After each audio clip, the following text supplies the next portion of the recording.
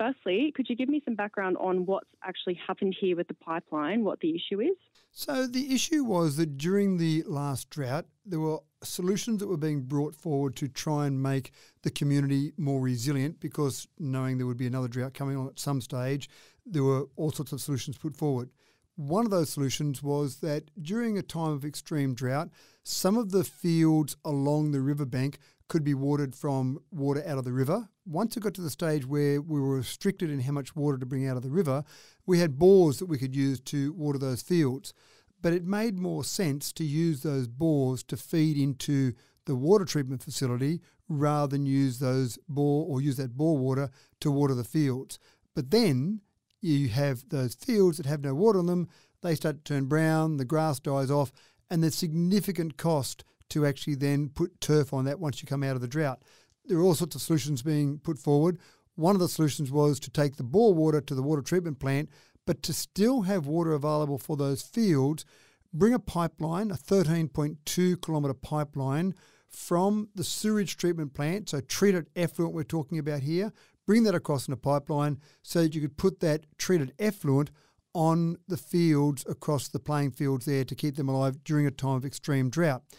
But the issue was that they built that pipeline, installed that, completed all of that project before they'd received any approval from DPE or the state government to actually use treated effluent on those playing fields.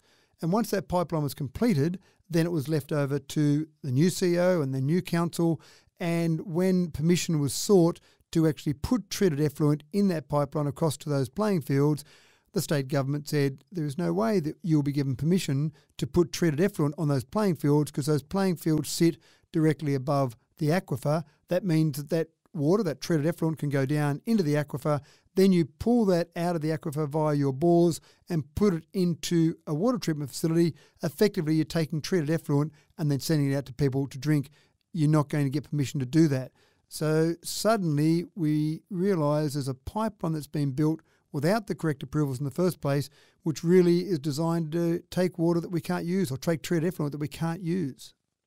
Right. Is there any kind of solutions to or any alternative uses for the pipeline or anything that council can use it for? So that's the next stage now. We've got millions of dollars that have been put in the ground that can't be used for its original purpose.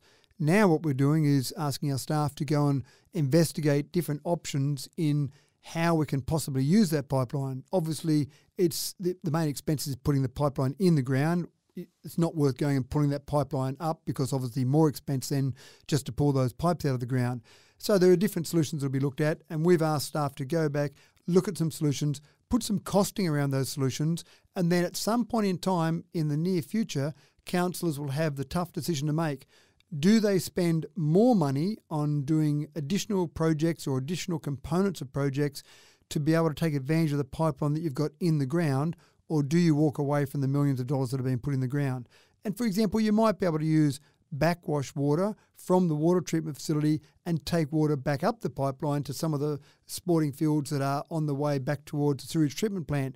That might use some parts of that, but I'm speaking a little bit prematurely because we've really tasked our staff with doing extra work, spending extra money, extra staff time on trying to come up with some potential solutions for then councillors to look at and make a decision around. It's very disappointing that we're even having to do that, because this was a project that was meant to create better drought resilience, but it's really not going to achieve what the original project was for, and state government money was given to council to deliver this project. Really frustrating.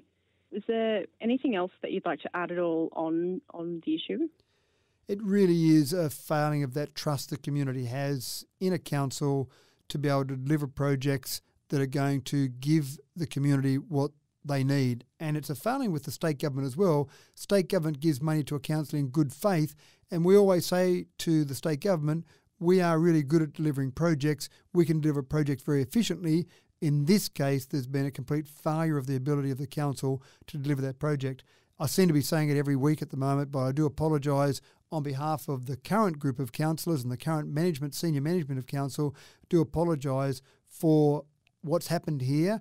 But the blame lies squarely at the feet of the upper levels of management of council previously who went ahead with the project before they actually had the correct approvals in place. And I can't stress that enough. It's not the staff at the operational level. They're doing their job and feeding the information through to the high level where the decisions are made. And it just seems like such a basic thing. You don't go and do a project until you know that it's got the approvals in place. Yeah, definitely. Is there any other kind of issues that we should know about? I would hope to say, Saskia, that there are no more issues that are going to spring up and bite us.